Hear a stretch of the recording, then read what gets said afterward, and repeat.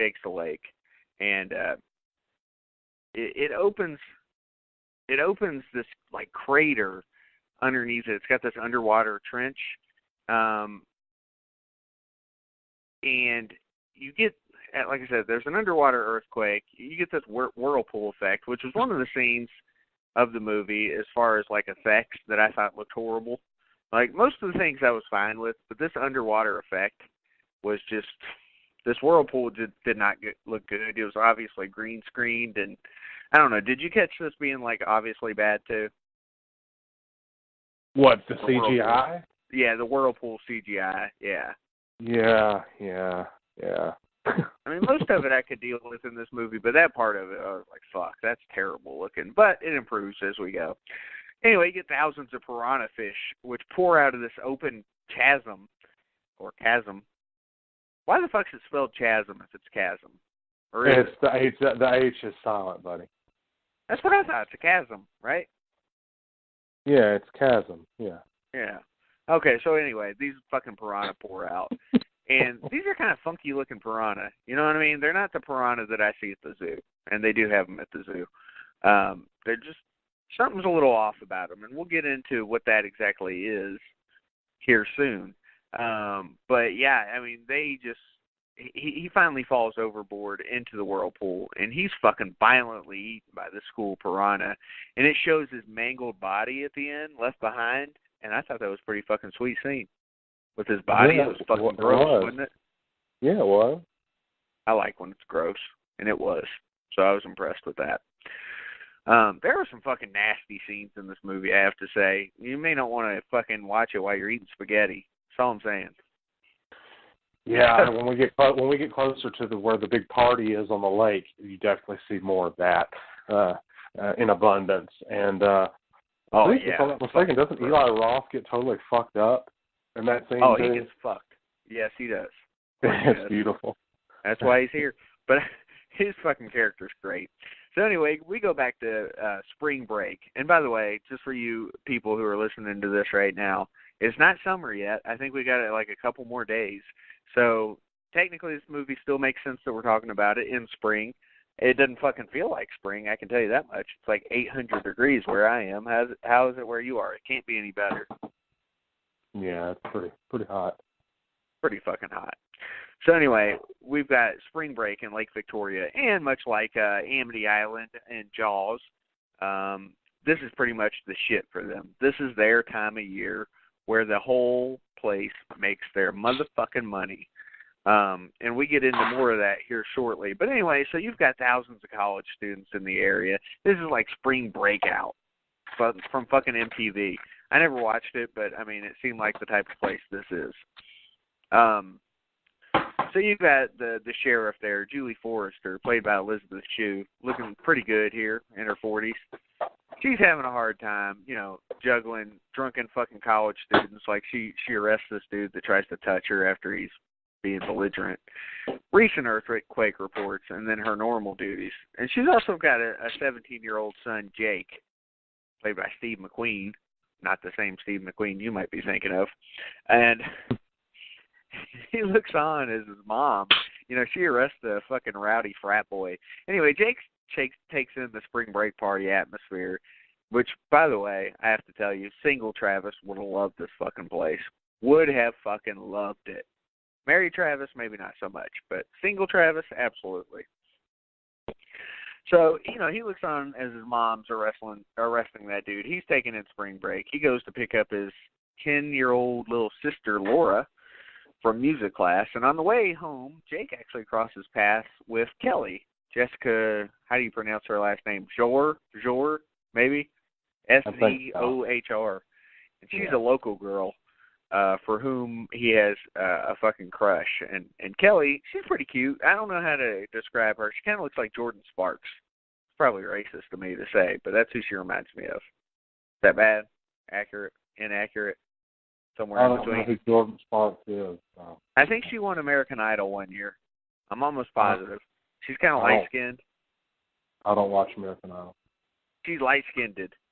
You don't watch American Karaoke? Well, neither do I. I used to in my previous marriage, but not because I wanted to. Make sense? Yeah. I was not happy watching it. Let's put it that way. But I remember Jordan Sparks, and this chick probably looks better than her. But anyway, so he runs into her. And he's got a crush on her, and Kelly invites Jake to come to a backstage party at a concert with tickets, who were actually picked up by this douchebag Todd. And Todd is like acting like her boyfriend. I'm not sure if he is or not. She kind of acts like it. And him and his douchebag friend arrive, and they see Kelly talking with Jake, and they throw a fucking slushie at Jake's shirt. And they ruin this poor guy's shirt. What shirt is he wearing? Do you remember?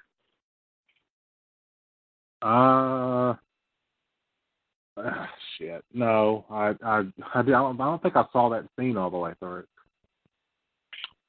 Well, and the only reason I ever knew what shirt it was is because the chick said, "I like your shirt," and he's like, "Oh, you're gonna make fun of me too?" No, I love the Pixies.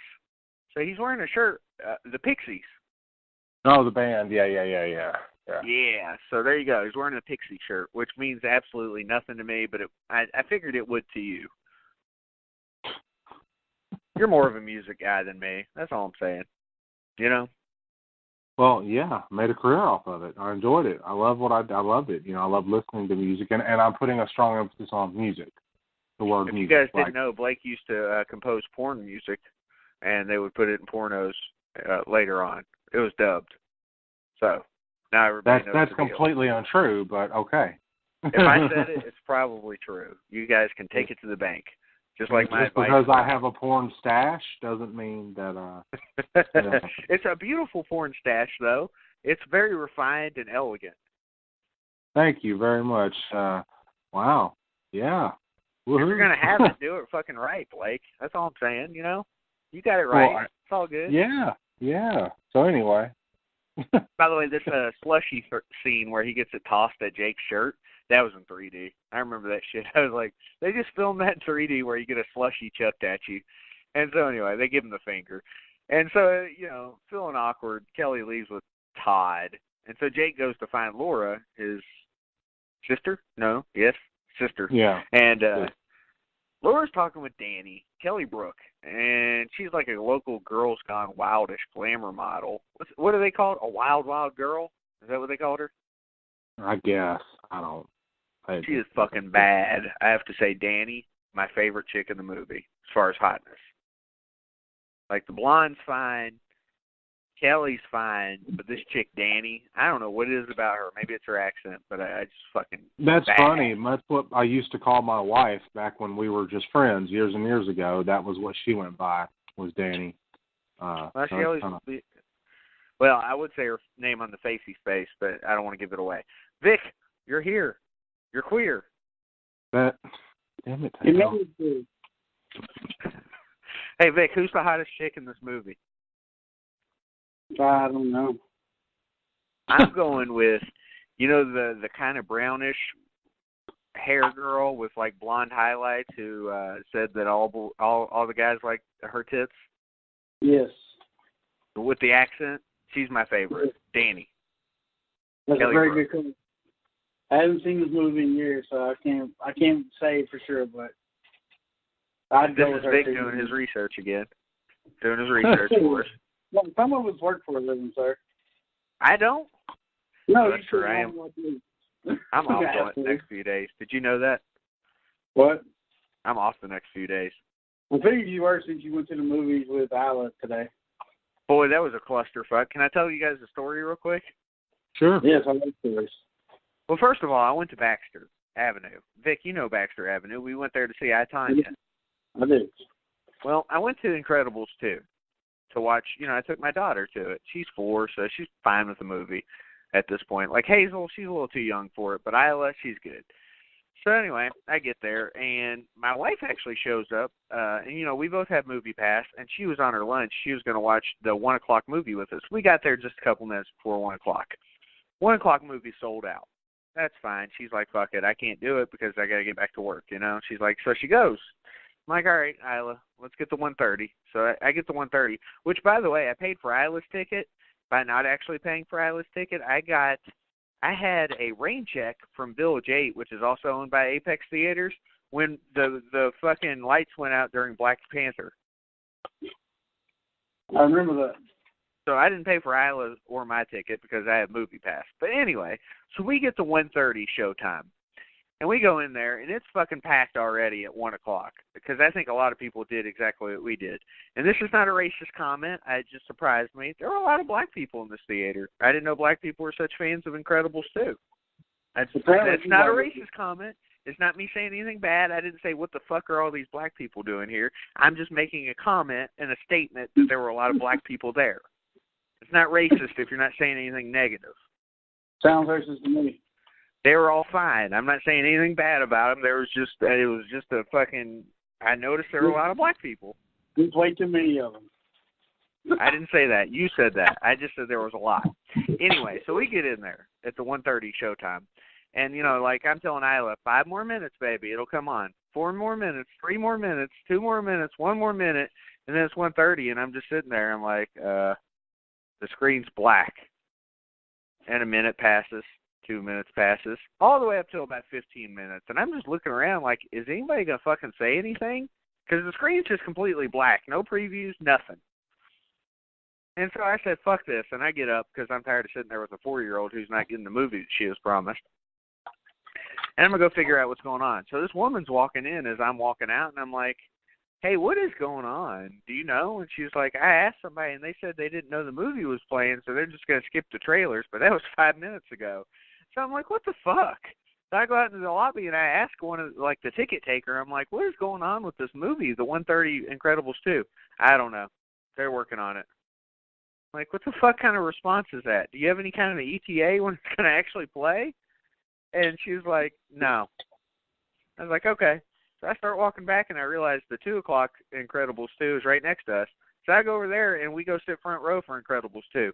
Baxter Avenue has some little fucking theaters, if you recall, from I, Tonya. It doesn't fit that many people. Yeah, they're old. But they have nice seats. Give them that. So Isla and I went in there, had no issues, and that was that. But yes, I don't know what the fuck was going on today, but it pissed me off. Also, I can't figure out why their people can't figure out what extra butter layered means, because they barely put any fucking butter in my popcorn. You need to make that shit fucking give me a heart attack tomorrow good. Or else I'm going to get mad because I paid for that shit. Anyway, that aside, Incredibles 2 was pretty good. Worth seeing if you're if you like the first one. Well, now, where are we in this movie? Okay, big boobs. The Girls Gone Wildish glamour model who's in town to shoot a video with her boss and porn director Derek Jones, played by who, Blake? Jerry O'Connell. Jerry O'Connell, playing a Derek again in from Scream 2. He's certainly not the same person in this movie, which is a shame, because it would be kind of interesting if Neve Campbell was in it, showing her tits too. But, a boy can dream.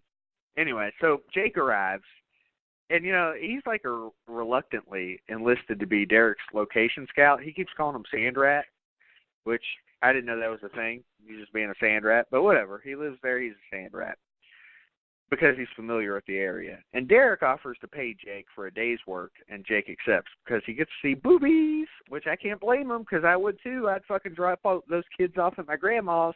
Even my grandma's old and in Florida, I'd still do it for those boobies.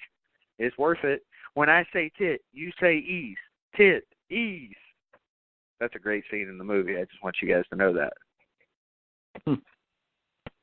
When I say tit, you say ease. Vic won't do it because he's on the job. Blake won't do it because his wife will beat him. No, my wife won't beat me. I'm not even near her, but I don't want to say it just because I don't want to. So there. Just because I don't want to, and you can't make me. And he sticks his tongue out at me, dickhead. Well, I didn't stick my tongue out, you fucking drunk motherfucker. You're so angry, Blake. Why are you so angry? I'm not angry. You're an angry young man. No, I'm definitely not a young man anymore. For Christ's sake, have you looked at me have you looked at pictures of me lately? Christ, man. What about Christ? Were you around when he was? Because I don't think you were. Vic was, though. No, I'm just looking at... Jesus. No, exactly. The grays are coming in, Hey, Methuselah, are you still on the line? Yeah. That's how you would answer. Is that not how you would sound?